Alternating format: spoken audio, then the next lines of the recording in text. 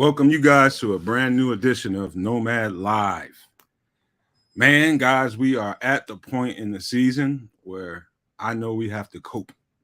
That 11 days, it seems like it's going to be forever.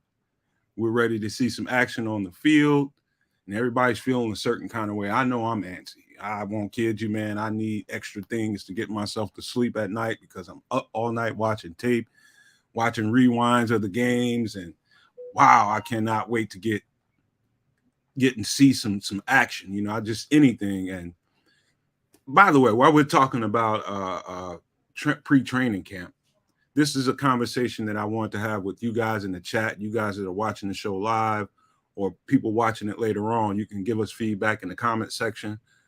I just want to see how people are feeling pre-training camp, and kind of how, are you seeing the kind of have you seen the moves that you would like to see happen? Have they made enough moves, or are they not doing enough? So I decided that the theme of this show would be just a roundtable discussion with everybody, the guys on the show and you guys in the chat, just to kind of get it out there, put it out there, let us know how you kind of feel about it. And also, a very special guest we brought in today, man. I love this guy, man. He's one of my favorite people to bring on this show because I don't really know a sports science doctor that I've seen on the internet be as descriptive as this guy. Dr. Mason West, man, I think he's a treasure. I think we're privileged to have him on the show whenever we can get him on the show. He's excellent at what he does. And I just never get enough of hearing him talk about certain things. You fire a question at him, and if it's in his wheelhouse, he will break it down for you. And so Dr. Mason West is here with us today. Thank God he's here because we had a lot of questions about the Darnell Mooney injury, and will there be any residuals after having screws in his ankle and that kind of surgery. And so he's here tonight to give you guys some detail as to what he knows about that injury and other injuries as well. So before we bring Dr. West on, let me bring my two trustees in right quick. Sammo and Triple R, man. How you guys doing, man? What's up, my guy? Feeling good. Happy to have a good doctor back on the show, man. We've been waiting on this. Excited, man. I'm just excited, man. It was just the closer and closer we get to training camp, the more and more excited I'm getting. Like you said, man, I'm watching more videos from last season, man. The excitement is just filling me up right now. And, as ex-football players, we get that angst right about this time. You want to go and hit something, it's real. It's like real. You should be doing something right now. But the only thing we can do is get excited about our Bears. So I'm excited for these guys, man, to see these young guys develop and see Justin Fields, man. I'm just happy, man. It's a great time of the year. That angst is real, man. What do you got, Triple I? What say you? Well, it's that time also where when we try to consume any news that's coming out, we get the articles of we should have Poles trade the first and the third pick for this dude because he can't afford, you know what I mean? So you get all the reaching for the content and, the clickbait. And it's like, oh, this video, we got inside scoop on signing this guy. And it's like, well, they might sign this guy before, training camp. And it's like, why am I clicking on you? So I'm not. But, just that calm before the storm. Everything's very tranquil right now. But in a couple weeks, it's going to be a couple ripples on that pond.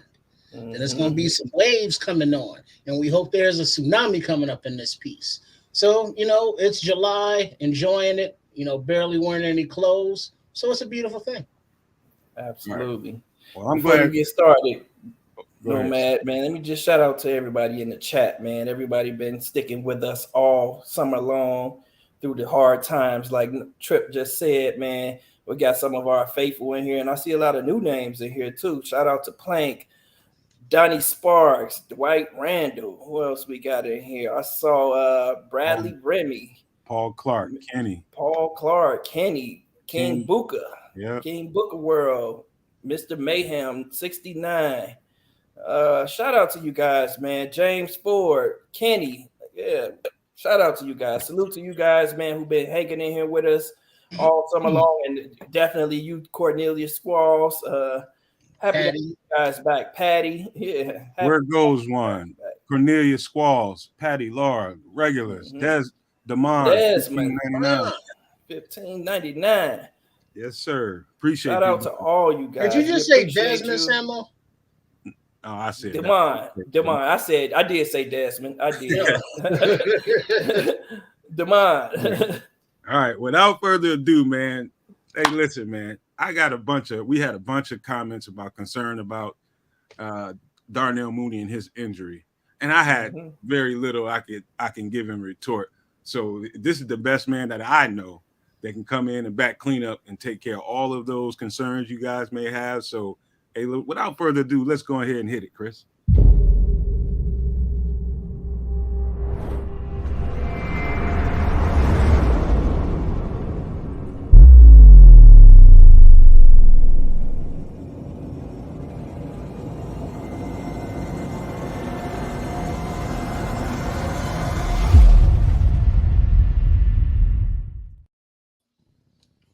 Wait a minute. Oh, I need to talk to my producer. What's going on here? That wasn't it. What happened, man?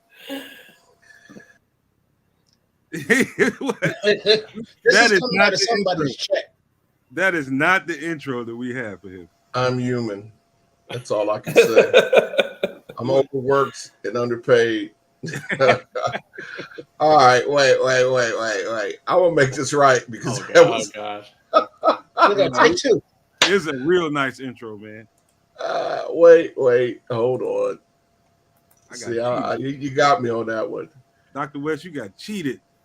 I was still gonna say that was still pretty dope. Like, it's better than what I got on my show.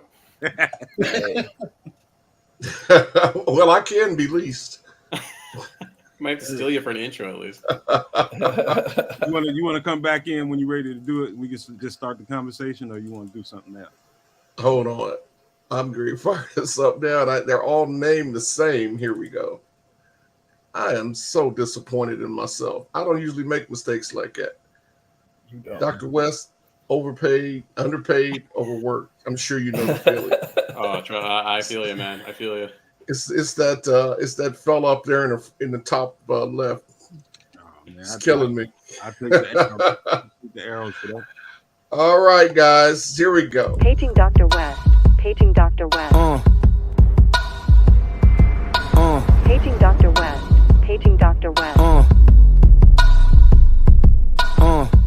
Wake up, Mr. West, Mr. West, Mr. Fresh, Mr.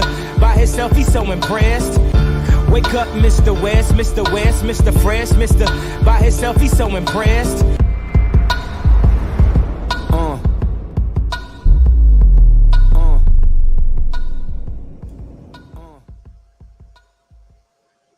There we go. Yeah, there it is.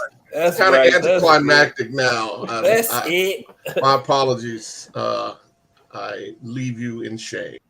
The good doc, man. We went out of our way to make sure you were brought in right, man. That was definitely a little producer's error, but hey, man, I hope you liked it, man, because I thought that was a vibe for you. What do you think about it? No, honestly, that was great. Like I said before, that's better than anything I got on my show. And then when you throw on, that beat on there, oof, that was nice. Hey, man. Yeah. Like we could do something about leasing that thing out, man.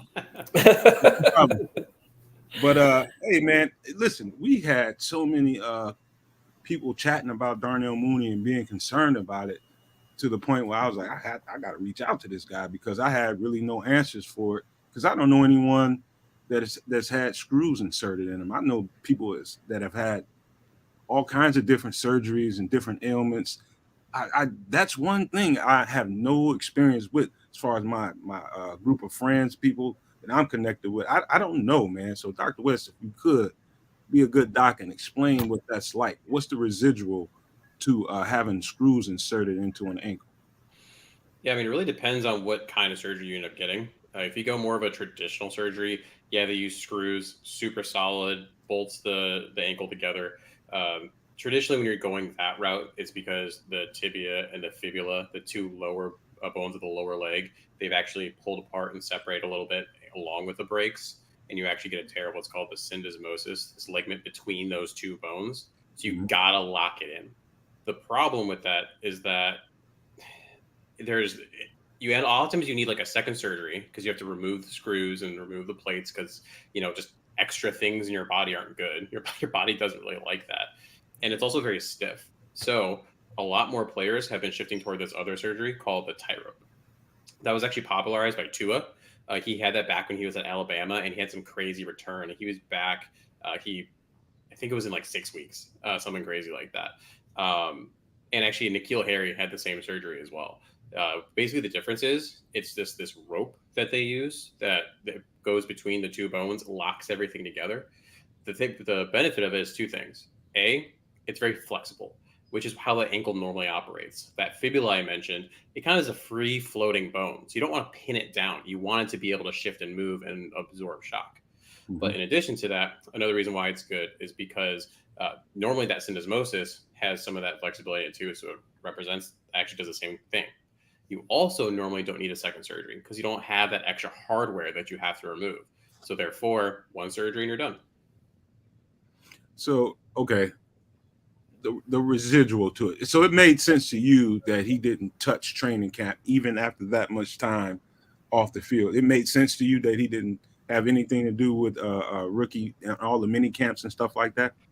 Yeah, like you saw the crazy case, like I said, Tua, how he was back in 6 weeks. But in all reality, it's a longer process than that. Normally, you're in a splint for 6 to 12 weeks.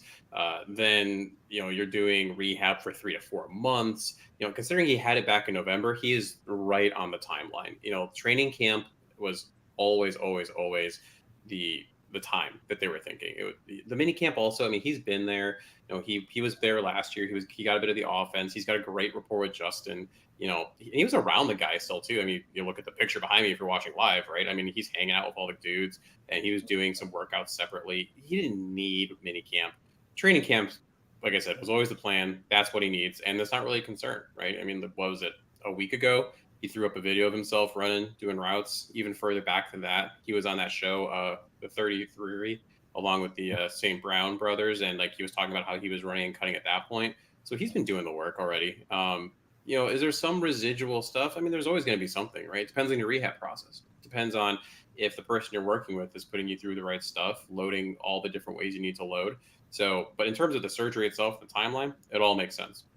One more quick question about that as far as I go. I know these guys have a couple things they want to ask, but let's just make it personal. Say I was Darnell Mooney and you were the trainer, and you're holding me back. I'm feeling like I'm ready to go out there and give a full workout, cutting and running and doing everything that I would do normally in a practice. After a ramp up, you've taken your time to get me ready to where I could perform in that way, high performance. Let's say I started experiencing swelling and maybe some fluid around the ankle.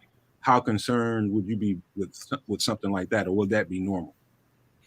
I would have to track it over the course of about maybe a week or so, because if it swells 1 time, 2 times, I'm not super worried about it. Every time you're bringing in new loads, new stimuli, you're going to have reaction from the tissues.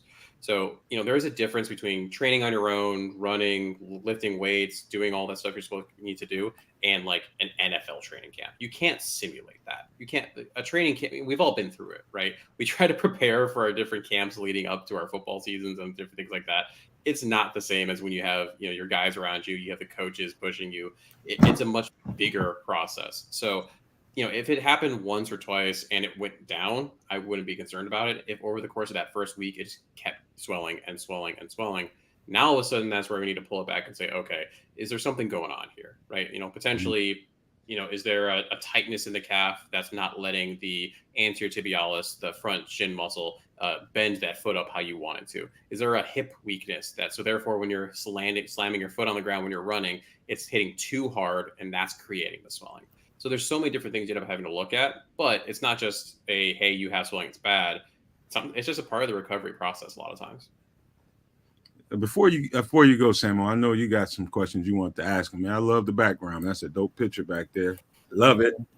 And so you had to put that out there, Sam. Go ahead. No, thanks for the update on Darnell Mooney. I think you covered everything there. Let's Trip. You have any other questions about Darnell Mooney? As far as long term, will not having the pins and having the tightrope, if that's the procedure that he had, does that prohibit him from having, pain in the future, or will any injury or just playing football, this is going to go forward beyond his playing days? Yeah, Darnell mentioned, I think it was that same interview that he did with the St. Brown brothers, that he had the tightrope. So I'm pretty sure that's what he had. Plus, that's what most players are doing now. It just makes more sense. But like you were just kind of alluded to, football's football, right? We can do the best we can to maximize our players' potential and to try to reduce the chances of injury. But it's impossible to take it away entirely. Now, anytime you change the biomechanic of any joint, you're going to be predisposed to something a little different. The best surgeon in the world, the best physical therapist, you're not going to be able to undo what you've changed because it isn't exactly the same, right? I mean, you might have a 2-degree difference in that bone now just because of how it's set. You could have just a slight change in the fascia, that interconnectiveness compared to where it was before. So, he's going to be in the best position he can be at this point in time, but, there's no way to just prevent it entirely. Nice. Well, I had a question about another player who elected not to have surgery. Yeah. And that's Eddie Jackson. He has, I think it was a Liz Frank injury. Mm-hmm. You explained to the us in the chat, exactly what a Liz Frank injury is, and talk about the decision not to have surgery and to just do the rehab process, and if that was a good decision and the likelihood of re-injury because of that decision, or if that is going to create an issue later on in the season. Yeah, absolutely. So if you break your foot down, you can do it into 3 parts: your hind foot, your midfoot, and your forefoot. Midfoot, like it sounds, is the middle of it. So kind of the base of the toes back a bit. A Liz Frank happens if the bones in the midfoot are broken or some of the ligaments that support that midfoot get torn. Now, the reason you would get surgery is if you had such a severe break that you needed some screws and things put in there to lock it down. Mm-hmm. Maybe if you had such bad, ligament damage. But it seems like the reason that he didn't get that was because it wasn't a severe enough injury in order to actually necessitate it. And like I talked about before, anytime you change the biomechanic of any of those joints, it's not great. So if you had to go in and you had to put in screws and plates and all that stuff into the foot, now all of a sudden, you lose some of that mobility in the foot. Now, when he does come back, he's running a little different, right? That length tension relationship is different. So, I'm a big proponent. I'm biased, of course. I'm a physical therapist. I'm a big proponent of, trying at the best you can to avoid the surgical route if possible. There are things you need it for. If you tear your ACL and you want to play football, you got to get the surgery. There's no ifs, ands about it. But for something like that, throw a boot on it, let it heal, let it naturally get to that position and don't have all that extra stuff added in there. And then just work on the reasons why it broke in the first place, right? That's where you dive into, kind of like I talked about before, is there a discrepancy in hip strength? Maybe like one side was tighter than the other, therefore he couldn't land how he wanted to. And it wouldn't happen too. Like it was like it was a gross day at Soldier Field. That field sucks. The field sucks. All those things. So, that all adds into it too. I think he made the right decision not doing it. From what I understand, I've been able to see him work out, which is great. He's in a great spot. I think he's going to have a really good year, and he's getting undersold a lot by national media, I think, just because of the surgery. Nice. So we're not looking at a Joakim Noah type situation. I think he's the only other player in Chicago I can remember having a similar injury, and I think it affected his career later on. It's just like I don't know if he had the surgery or he didn't have the surgery. If you know anything about that. I don't recall if Joakim had the surgery or not, but just simply from a difference in sport as well as body type, right? Joakim, really tall, long, very different kind of jumping, or repetitive jump, right? Pound, beast on the boards, all that stuff. For Eddie, he's got to drop back into coverage, and then he's got to come forward on the ball. He might have to jump one time, and then he doesn't have a chance to actually jump again for 6 more plays. it's a lot easier on his foot compared to, let's say, an offensive lineman. I'd be more concerned if it was, a Tevin Jenkins that had it, or if it was a D lineman that had it, because those are such big guys. That's a lot of weight on your foot. You're pounding and driving. When you watch the offensive lineman block, it step. Like, it is just a different biomechanical force that has to go through. So Eddie should be in a decent place. Now that brings up a question that we have here in the chat from Cornelius about Tevin Jenkins. Speaking of offensive linemen, now he had a neck injury last year in addition to a back injury, and we see that he's been working on his core, doing a lot of Pilates. Do you know how severe that injury or injuries plural were, and how would that be going forward? I don't know the full extent of what his injury was, but I do know that he did have some nerve symptoms down into the arm. And whenever you have nerve symptoms, that's something to be at least relatively concerned about. But he did come back pretty quickly, right, from that injury. So it wasn't like something that, if it had ended his season, it'd be like, oh, did he break a vertebrae, right? I mean, now all of a sudden you're having a whole other conversation. In that instance, probably just a situation where an extra stress got put onto the nerve. Maybe it could be anything from a slight bulging disc. It could be a narrowing of a facet joint. Just all these different things that are going to put a little more stress on that nerve. But again, because of how he returned, I'm not as concerned. What I am concerned about is the fact that it was this, and he had the back issues before, which had nerve symptoms. He talked about that a lot. And so it's all connected. That's why he's doing the Pilates. He's really trying to create that core stability. But I'm really hoping that someone is in his corner doing a lot more of some of the work that needs to be done for those people that tend to lean into the nerve impingement zone, I guess you could say. Now, follow up with that, would switching to the left side from the right help out with that at all? It probably wouldn't. A lot of that is the neck, the back. I mean, yes, it might be work one-sided a bit, but when one side's working, the other one's working. It's a teeter-totter. Right. So if I'm reaching with my left arm and I'm mainly using my left upper back to do that, my right upper back has to balance that out. So at the end of the day, it's going to put pressure there regardless. You know what?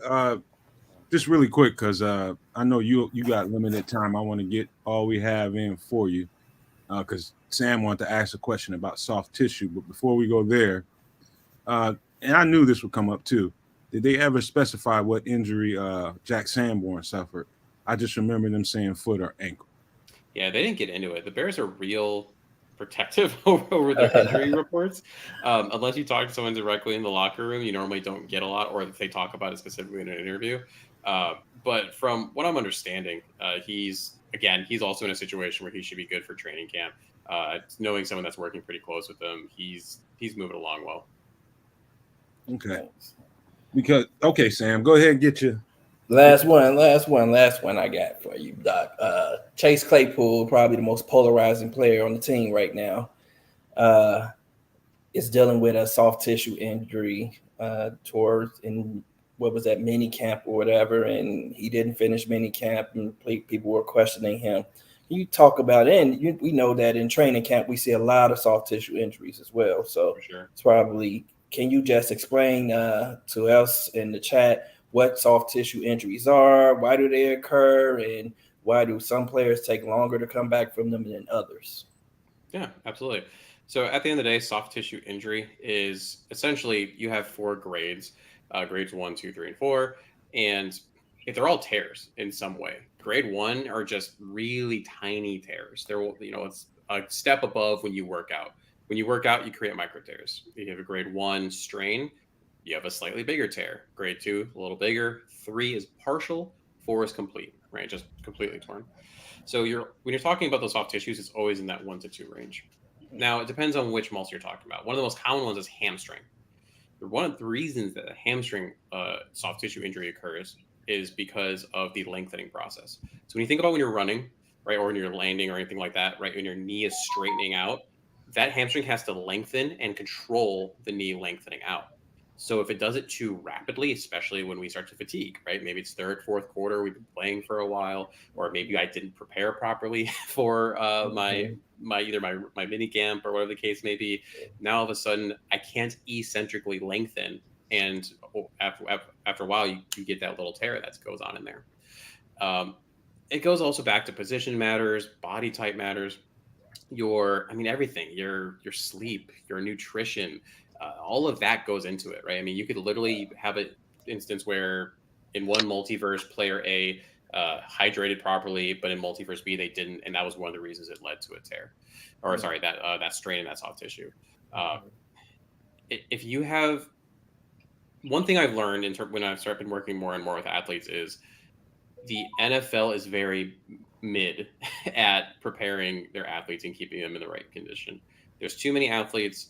A lot of them are cogs in a wheel, and they just don't have the resources to do what you'd think. So, when they end up coming to, let's say, like someone like myself, they go reach out to a guy like Dr. Michael Risher, who's a fantastic chiropractor, who is very active with, Justin and Darnell and all that.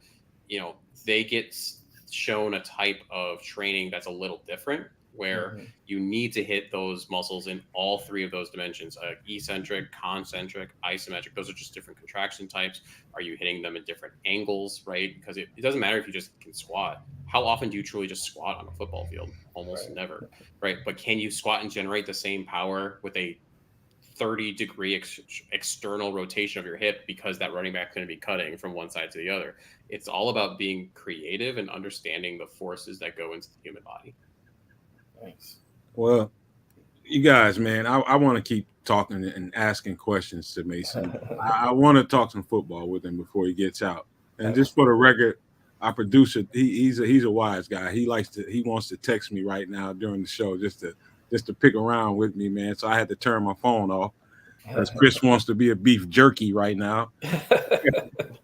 But hey, man, I got a bunch of stuff and people don't know. Dr. Mason West is very well read in on the football, and so I don't want to call Dr. West in here just to talk about injuries. I want him to flex his muscle, if you would say, on football.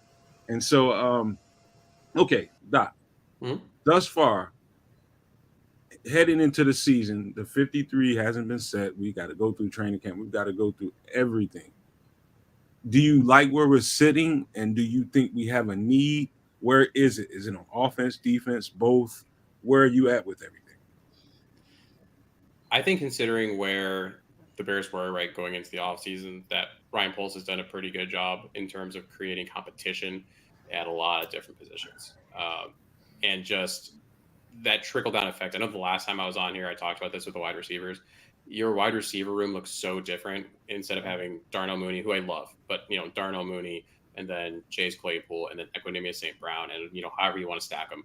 But if you just insert DJ Moore there and then slide everyone back a spot, and then think about that attention that he's going to draw and compare that across, bringing in Robert Tonyan, who, he had an off year, but he was also coming off an ACL, what he can potentially do in the red zone for you. KDR, that running back trio that they got, they did a great job of that. Offensive line, just having someone like a Darnell Wright at right tackle changes that substantially. I'm much more confident in having Cody Whitehair at center than the revolving door that was Sam Mustipher. All of those moves, what they did at linebacker, I can keep going, but we're great. Now, are there some holes? Yeah, absolutely. I don't love the depth at O-line. Let's say Cody Whitehair gets hurt. You have Lucas Patrick. I don't know anything about him. He played 5 snaps at center. I just don't know what that looks like. He could be fine. Aaron Rodgers was in his corner, and Aaron Rodgers is a hard guy to please. So it could be great, but it's a big question mark. And then, like everyone's talking about, the defensive end. Now, I do not think that they're going to be more than 2 weeks into training camp before they sign one of these guys. My money is on probably Justin Houston, just because these defensive ends need an adult in the room. They need someone who's been there before and done that before and has actually done a pass rush move that's won, besides what we've seen so far. So there's a lot. There's a couple holes that need to be plugged and tweaked and everything, but as a whole, I'm much more excited about where this team sits now than it was at the beginning of last year. You know what, man? I wanted to bring some a little bit more context to the Lucas Patrick thing. I think he's got a bad rap, Doc. To be quite honest with you, because looking at his tape when we got him, I went directly to the tape, that day, and what stood out to me is yes, he backed up at center, did it well, and when I seen him doing anything other than center, it was at right guard, and he did that well, and so what happened with us, I think he ran into the injury bug and kind of fell out of the rotation there at center. And when they needed him again, I think they needed him at left guard. And that left side technique, I thought that they thought that he would be ready for it because he's got so much experience, but he was getting blown away on the left side of the ball. When I saw him play right, he played much better. So that's something I noticed on tape, is that he performed much better on the right side of the ball or center. And so hopefully we've got enough guard rotation to where they don't have to put him in that position again this year. So, I just, I'm not trying to be a Lucas Patrick defender. After watching tape, that's just something that I noticed, No, I think you're absolutely right. Again, we saw him do 5 snaps at center, and those 5 snaps actually look decent. If you want to go back and rewatch those, they were fine. You also have to remember that when he was playing at guard, he was also playing with a wrapped up hand too. It's not exactly easy to defend some of these monsters that are in the middle when you only have one real hand. So, yeah, I think he got a bad rap. He's a really solid backup. I'm happy to have him there. Well, they say the best ability is availability, and he wasn't always available. So that's more of my concern for him too. Just he got bit by the injury bug twice last year, and he has to be able to stay on the field for us to know exactly what we have in him. So, and I think that's the reason why Cody is ahead of him now on that depth chart. Yeah, I mean, absolutely. I think I'd be more concerned if it was like you were talking about soft tissue stuff. Soft tissue is recurrent that you can track. If it was more connected areas, it was a broken thumb and it was like a foot issue, right? And I'm big on everything's connected to everything, but those two things are so far apart in terms of that I just think it was a bad combination. But you're absolutely right, though. I mean, if you're not on the field, I can't use you. Right. So, what do you think on the defensive side of the ball? How do you feel about that side of the ball? I know you're going to say edge, but give me a position outside of that might raise a little bit of curiosity for you. Ooh, good question. Got a lot of unproven talent, Yeah, I get a lot of flack for this point of view. I talk about it a lot. For me, it's corner. And it's not the corner that people are going to expect of him. Maybe it's Jalen Johnson for me. He's a good corner. I do like Jalen Johnson, but it bothers me that he doesn't get more plays on the ball. I mean, I don't even need interceptions. Like, interceptions happen, but good players find their way to the ball, and they get pass breakups. They affect the game in that way. Yes. Especially last season, teams were picking on Kyler Gordon early, so there was more passes going that way. But when you then have an opportunity to make that play, you got to make it, right? He did great against A.J. Brown. He did so much better than the stats say. But I still would have liked just a little more. I just want a little more there, especially when you're someone that needs to get paid. So for me, this is a big year for Jalen Johnson. Not necessarily that he's going to be bad, but that is he going to do enough to justify being cornerback 1 on this team, and then what's that look like going forward? Hey Doc, you know what we did I think it was a Nomad. Was it a Nomad at night, guys? When we kind of drilled into that and that conversation, we had that conversation. And one thing I would want to ask you about that, just from your perspective, do you think that what you just got through explaining, do you think when they go to the negotiating table, it will hurt him and his chances of actually getting the contract? I'm pretty sure Jalen thinks he's one of the top corners in the league, and he's got every right to feel that way about himself. And I don't take that from another guy. You should feel that way about yourself.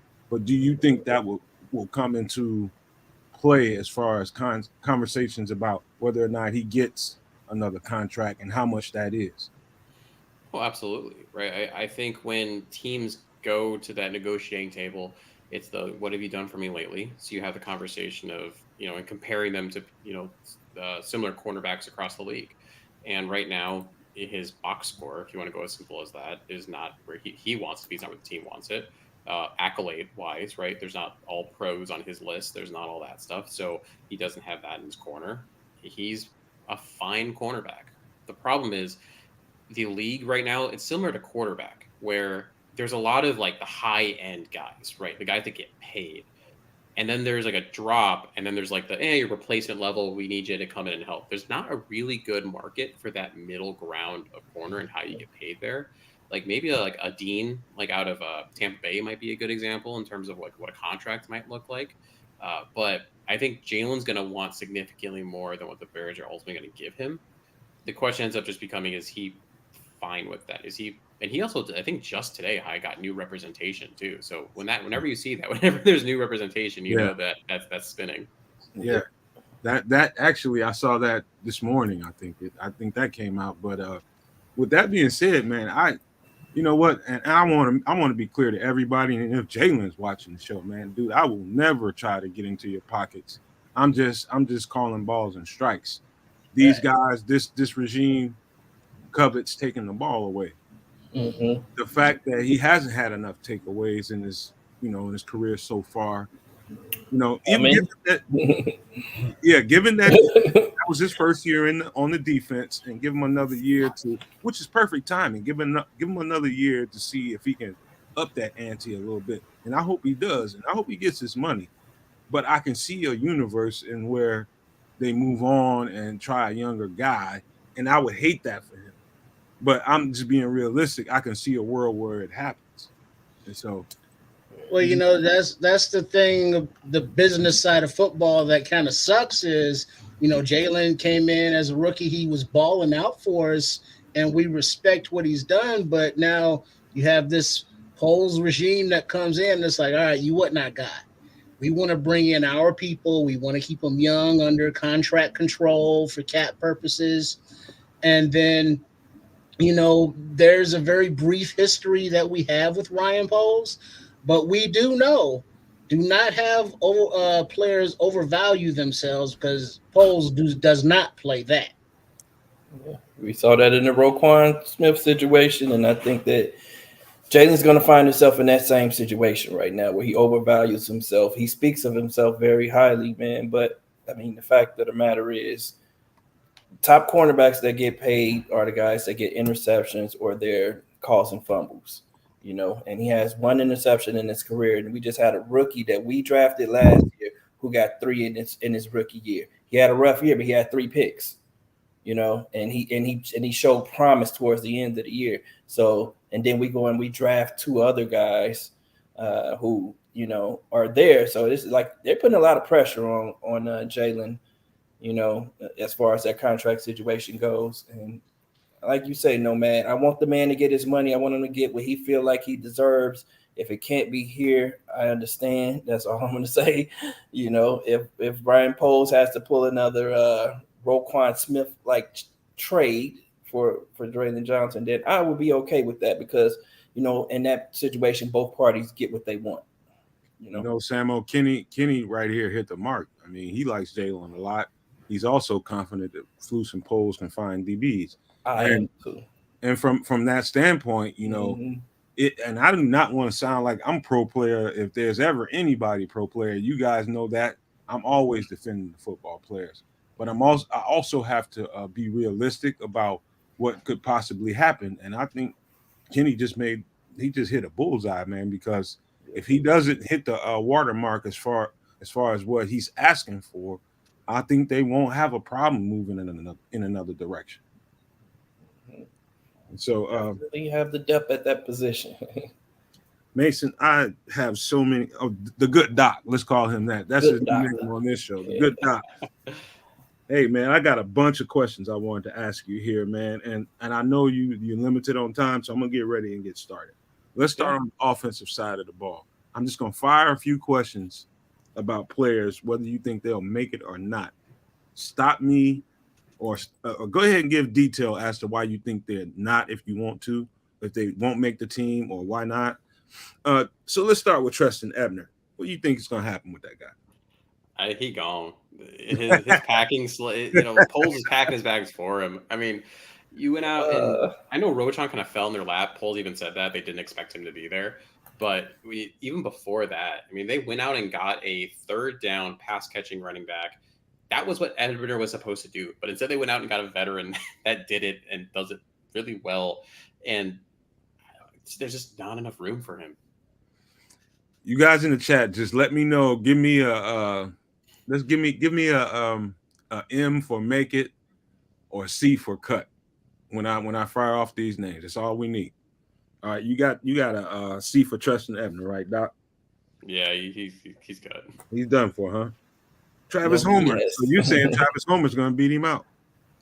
Yeah, 100%. I mean, he's done that role, that utility back, special teamer, comes in if you need to pass block, or maybe you need a little more hands in terms of a receiving ability. He's done that in the league and has shown that. I don't think you go sign a guy like that if you're confident what you had in Tristan Ebner. Okay.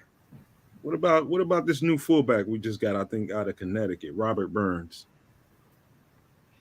I think they like Tyreek Blasingame. They also just don't really use the fullback enough to be too concerned about it, but I think he's a camp body. So cut. Okay. You got a cut for him. What about Aaron Crookshank, receiver, special teams guy? He's a guy that's really interesting. Probably ends up on the practice squad if that'd be the hope. So cut, but eventually, still with the team in that capacity. Okay. Doris Fountain? Yeah, he's cut. Done. What about Bayless?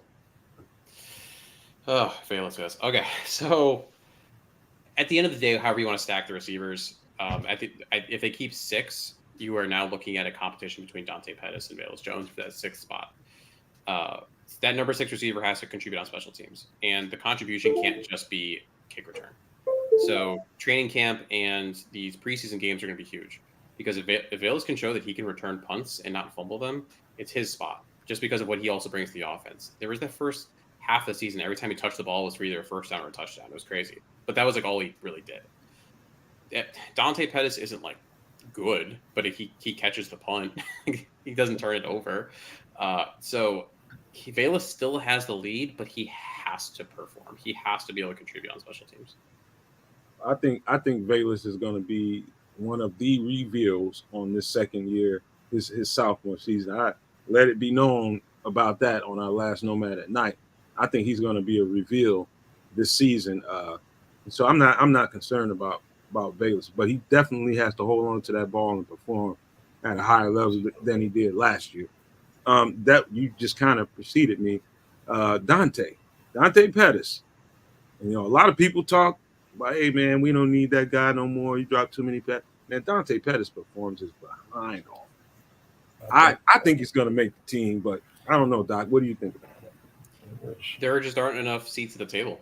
There are too many other positions you need. I mean, you're not going to carry. I don't think you're going to carry 7 receivers. That just seems like too many, especially with the tight ends you need. I mean, the running backs you're going to carry. Then you start to go like how many DBs you carrying, how many offensive linemen.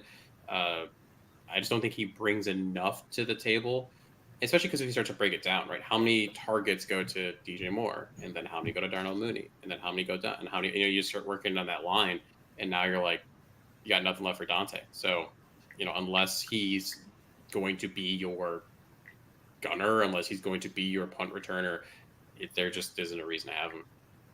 You know what? So, go ahead. Real quick question. So I'm with you, Doc, but I think it comes down to Dante or St. Brown, and which of those guys we can stash on. St. Brown's a lock. You think so? They love St. Brown. They love St. Brown, and especially like for his. And if someone's in the chat's probably gonna hate that I say this right now because of his blocking, and that is so important to this offense. Like they need a receiver to go out there and block their butt off for the run game and for some of those other components of the pass game, and they love St. Brown. I just feel like you tip your hand though if you're just going to keep them for blocking, and other teams know that. Then hey, Bailey, St. Brown's in the game. Oh, they're about to run the ball right here. That's the only thing I feel about that. Potentially, right? You have to be creative on that play call. You have to be able to have that option off of it. So, if you're going to run the ball and you like what you're seeing and Justin can audible out of it, we saw that St. Brown can contribute in the pass game last year. You don't want him as your number 2 option. You're happy when he's your number 4. I think that's when you're very happy with it. Now, really quickly, man. I'm going to say this, and I'm probably going to be contrary to everything everybody said, but I think because we're stronger on the offensive side of the ball. I mean, at receiver, I think I believe there's a good chance that Dante could bump EQ St. Brown if there's a last roster spot to be had, just to make sure they keep Vegas. Mhm. I think there's a world that happens, but Question: Didn't good. they just give EQ a 2-year deal and Pettis a 1-year contract? Yep. Mhm. I don't mean a whole lot when it comes to that kind of stuff. It wasn't for that much money, you know what I mean? So it's one of those, hey, pay you for what you did. If we might have to cut you. But I do believe that they kept EQ around for continuity with him with the whole pretty much the whole receiving core having mostly a year under their belts. I don't know that they need him for that now, especially when you just brought in what's his name, the tight end from Tunyon. Tanya. yeah. So that part, knowing the offense that way is kind of what you want to have in your locker room. You don't necessarily have to be anchored to EQ that way. And I like EQ. And I think they like EQ, but I think they have some choices to make. I just know one thing: you don't put a nuclear weapon like Valus on the on. You don't cut that guy. No. Let me ask you this question: what is Dante Pettis' defining skill? Route running. Route. How many times did he beat one-on-one man coverage? I think he beat it often. I think Justin did. Ooh, if you go back and look at that tape, he was blanketed more often than not. When he had to be kind of the number one receiver when guys started to get hurt and he was the focal point. Yes, you're correct.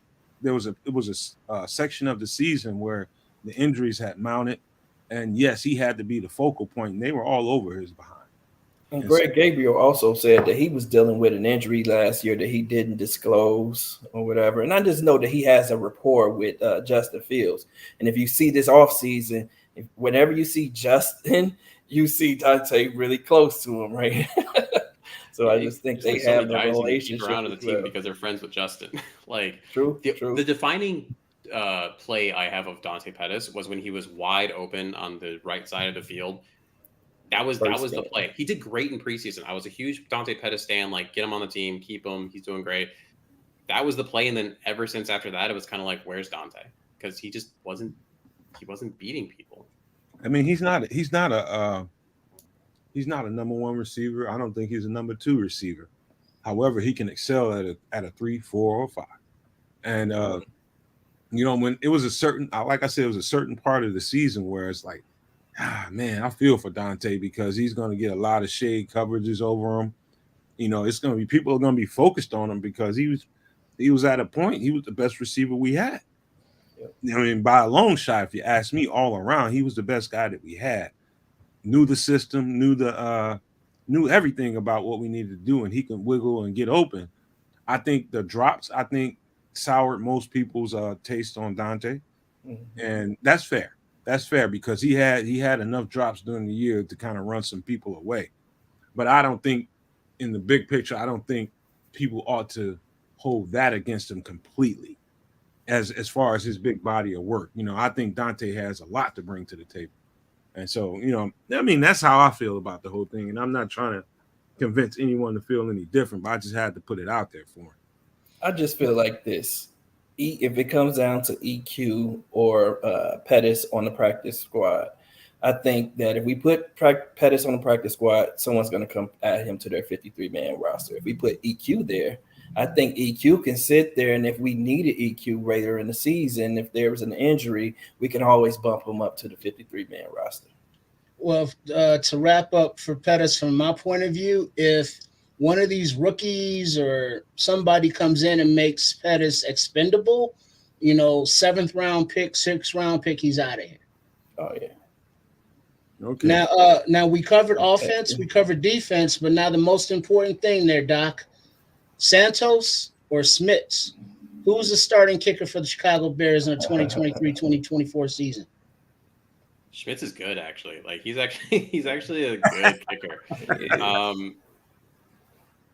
They're gonna give Schmitz every opportunity to win. I think. I mean, I wouldn't be surprised to watch them do something where they're like alternating kicks in the preseason kind of thing, and whoever performs ends up winning it. I'm gonna say Santos for now, just because I think he's the kind of professional that will figure out like how to win a competition kind of thing. Now, is that gonna be the best choice? that I'm not 100% sure on. I personally lean towards wanting to kind of go with a young gun who is, as long as he proves that he can handle it. But we'll see.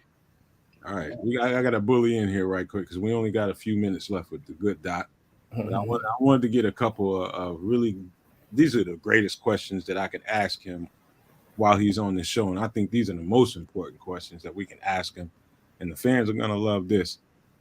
It's got shit to do with football. Excuse my language. Where are the best Italian beef spots in Chicago?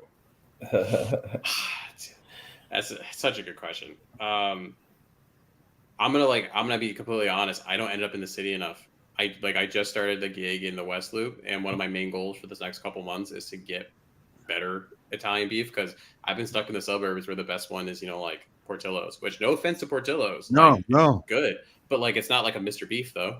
Right. So Mr. Beef is my main answer right now because that's one of the handful I've been to. But that would be my number one right now. Okay, so for the people, it's always people watching the show that aren't familiar with the streets of Chicago. They have no idea where you can find a Mr. Beef. Where's Mr. Beef, Doc? Where's Mr. Beef? Is Doc? I just throw it in my GPS. I don't know where I'm actually going. We all need that. Well, you got Al's near you now, so you can check that out too on Taylor Street, Doc. Oh, Al's is near me? Okay, I didn't even realize that. On Taylor Street, yep, not too far from me. What about the Chicago thin crust, man? Where do you get that, man? Just tell them in your area. See, this is the thing. You're gonna hate this because one of my favorite pizzas is a Peace Pizza, which is actually technically Connecticut style, but it is so damn good. What is Connecticut style pizza? So it's more like that amorphous blob that you throw into a wood fire oven. But they have this one that has as their white pizza, so it's got olive oil and clams on it and all that. It's really good. Oh, so you're an eclectic eater when it comes to pizza. You like different stuff. You know what? I've tried some different things, man. Because you go to Atlanta, and Atlanta is getting more and more diverse, especially in Midtown. And I'm a Chicago area guy, man. I'm used to what I'm used to. So, you get around different people, and they introduce you to different things. Like I've never eaten a white pizza or pizza with pineapple and things. I mean, I've seen so many different ways to eat pizza. I still come back home. I still come back to my tavern style thin crust. It's a nice experience, but do you care for deep dish, or is it at all something that you eat? Oh, I'm a big deep dish guy. I mean, if you said there's only one type of pizza you could have the rest of the time, it'd be deep dish for me. I know some people just say it's a giant casserole. I know some people are like, oh, it's soupy. If you go get a really good, for me, it's Lou Malnati's. It's just the butter crust just is something special. That sausage mix they have, it's I always get extra mozzarella on it because I like to have a heart attack. That's just how I roll. That was pretty funny, man. Everybody swears by Pequods, and I had one. I don't even remember where it was from, but I believe it was from Lou Malnati's, man. It was pretty good, man. I liked it. It was just one of those things that I couldn't eat all the time because I'm so used to the thin crust, man. But, yeah. Hey, Doc, man, I love having you on this show, man. You are welcome anytime. You understand me anytime you want to come on this show, and I appreciate you for being gracious enough to share your time with us, man. I mean it when I say it. I respect your perspective and how you get in the script of what you see going on as far as injuries and recovery and things like that. So, Doc, thank you so much, man. Thank you for coming on the show, and I can't wait till we see you next time. No, for sure. Thank you all for having me on. It's a fun time. Both times I've been on. Definitely as much as I can. I want to be able to pop on. I mean, all three of you are great to chat with. So, I appreciate you. All three of you have been very gracious hosts. The good Doc, Dr. Mason West, man. Thank you so much for being on the show one more time. Salute, Doc. Hey, we'll see you next time, Doc. I'll be in contact with you real soon. Yeah, absolutely. Yep. Thank you. How you guys like that? Man, good information. Everybody's sounding healthy, ready to roll in a couple weeks. Mm-hmm. Start popping, start sweating. Yeah, let's go. Let's go. For sure. I love when the Doc comes on, man. Makes us feel better, Does what the good doctor's supposed to do. Chris, don't come in here starting no ish. Call me a jerk in front of Dr. West. Oh, dirty laundry. Get him, Chris. Because I texted you, you couldn't multitask. I'm so sorry. Man, he trying to mess with me. He see I'm trying to drive the show. He just want to throw some. He couldn't multitask, fellas. Chris, you ride down the road all smooth. Chris out there putting hot potholes and stuff in front of you right before you get there. He's gonna produce one week and I'm a host, and let's see how it rolls. See how the production rolls there. Man, hey, I enjoyed that, man. I really do appreciate Dr. West, man. I mean, I'm not just saying that. I do appreciate him, man. I know we're gonna have to lean on him multiple times, man, and bring some insight to whatever's going on. There's gonna be injuries for sure, that, and it's good to have an acquaintance and an associate that you can call on and say, hey, I can come on and help you guys out with explanation to A, Y, and Z. So man, I do appreciate that guy, and I've said it 100 times and I mean it. He's really good at what he does. Yep. Armando is asking in the chat. I see what did the doc say about Chase Young? Armando, we had a whole show about Chase. The doc informed us. He informed us very well.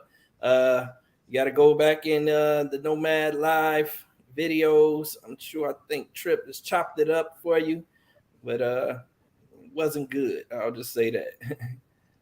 So you guys, man, I don't think we need to go any further right now, because we do another show on Sunday. Mm-hmm. So, I'm not sure. Go ahead.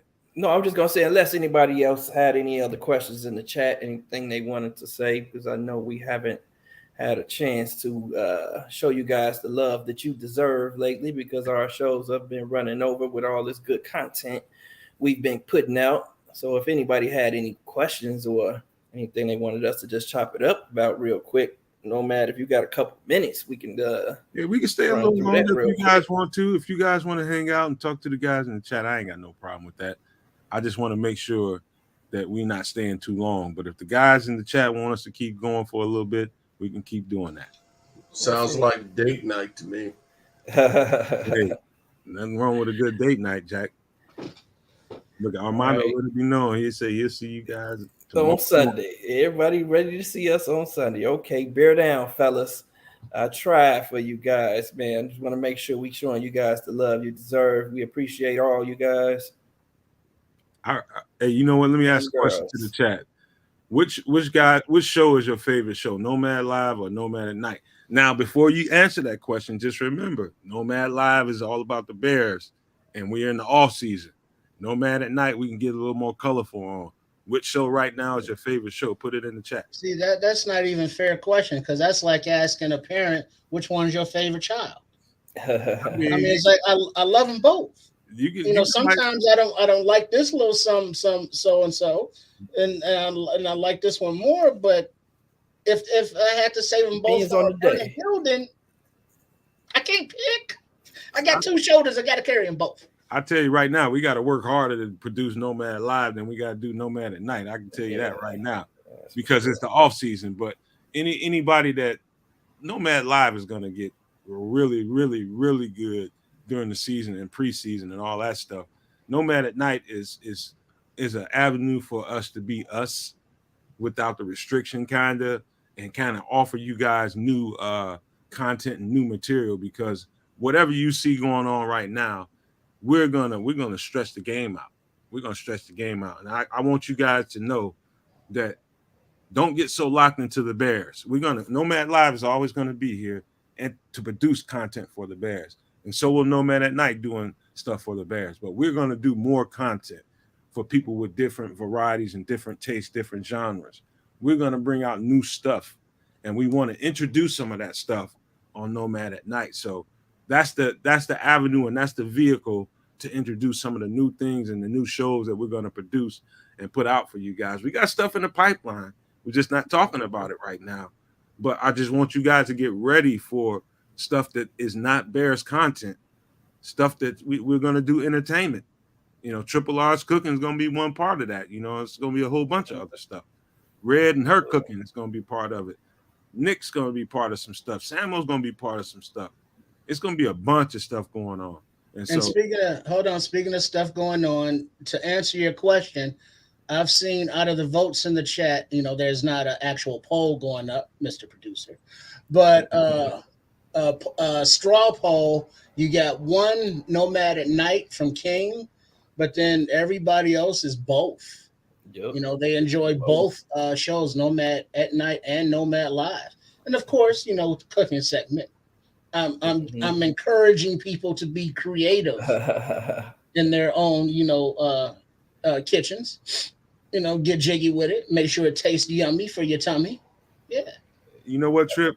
You remember when I told you guys when we first got together and decided how we was gonna do this thing, and I told you guys, man, it would be a good idea to put one of these shows out strictly with a bow tie and a suit and be really clean, doing Nomad Live and making sure that we cover just the Bears so they get their feel on the Bears, and we get to get that out there, and to make sure that we can be what it pretty much had people gravitating to us being us on the bar room and things that we did over there.